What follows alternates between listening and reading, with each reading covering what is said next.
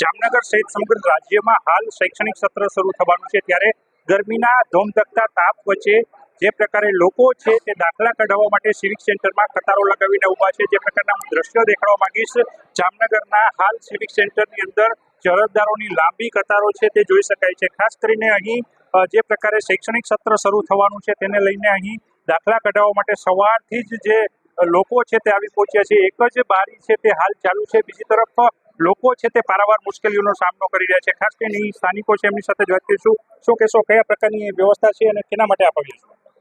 Non criminal દાખલો કઢાવવા આવી છું અને સવારની 9 વાગ્યાની અહીંયા છે. પાણીની કે કઈ વ્યવસ્થા છે ને અને એક જ બારી ચાલુ છે. એક જ બારી ચાલુ છે. શું કહેશો, ક્યારથી અહીં આવ્યા છો ને કેટલી લાંબી લાઈન? સવારના 10 વાગ્યાથી આવ્યા છે. લાંબી લાઈન છે, બહુ તકલીફ પડે છે, પગ દુખવા માંડ્યા છે. શું કહેશો, હાલ ઉનાળો પણ છે, ઉપર તડકો છે, એક તરફ ગામમાં અનેક સ્થળો છે કે જ્યાં લાઇટ પણ નથી. હાલ અહીંયા આપ ઉભા છો, કેવી અવ્યવસ્થા?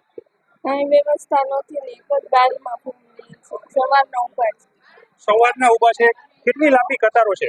બહુ લાંબી વધારે કતારો છે. બધાને પાણીની કોઈ વ્યવસ્થા નથી કોઈ, અને આમાં અમને બહુ તકલીફ પડે છે. મોટા માણસને બહુ તકલીફ પડે, પગમાં તકલીફ પડતી પડે અમને, તો આમાં બહુ તકલીફ છે. બહુ તકલીફ પડે છે. ક્યાંથી આવો છો?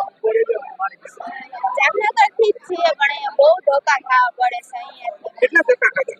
2-3 અહીંયા જો પહેલા ફોર્મ લેવા આવવાનું, પછી વાંચી લખાવા જવાનું, ઝેરોક્સ કઢાવવાની, બહુ ધક્કા ખાવા પડે. બહુ ધક્કા ખાવા પડે છે.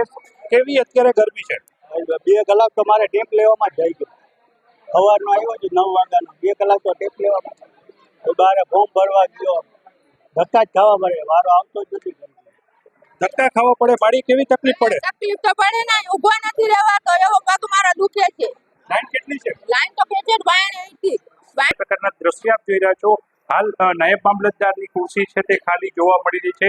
અહીં કોઈ અધિકારી છે તે હાજર નથી. જે પ્રકારે વાત કરવામાં આવે, બહાર લોકોની લાંબી કતારો છે, તો બીજી તરફ અહીં અધિકારી હાજર નથી.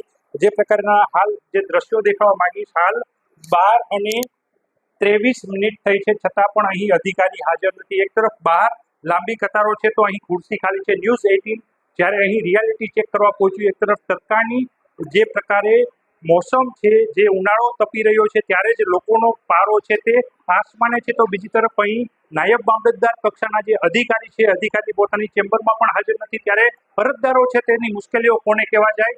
તંત્ર છે તે તંત્રમાં ક્યાંક સત્તાધીશો છે તે આરામ ફરમાવતો હોય, તો બીજી તરફ જે લોકો છે તે ઉનાળાની આકરા તાપ વચ્ચે પણ પોતાની કામગીરી કરવા માટે અહીં ધક્કા ખાય છે, તો તેમને જવાબ દેવા માટે કોઈ પણ હાજર નથી. ત્યાં લાઈને પહોંચી વળવા માટે 3 તલાટીઓ મૂકેલા છે, એક નાયબ મામલતદાર છે. આપણે તમામ વ્યવસ્થા છે.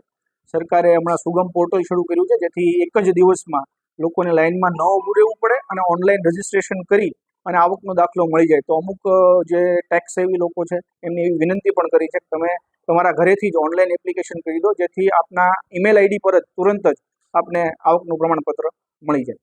Thank you. ખાસ કરીને કોઈ રજા ઉપર છે લોકોને તકલીફ ન પડે છે અને સરકારની વિશેષ શું વ્યવસ્થા?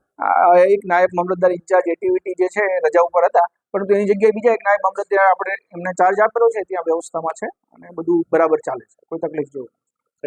પીવાના પાણી? હા, પીવાના પાણીની ત્યાં વ્યવસ્થા છે. લાઈન ક્યુ મેનેજમેન્ટ માટે આપણે ત્યાં હોમગાર્ડ પણ રાખ્યા છે. બંને પ્રકારની વ્યવસ્થા ગોઠવી.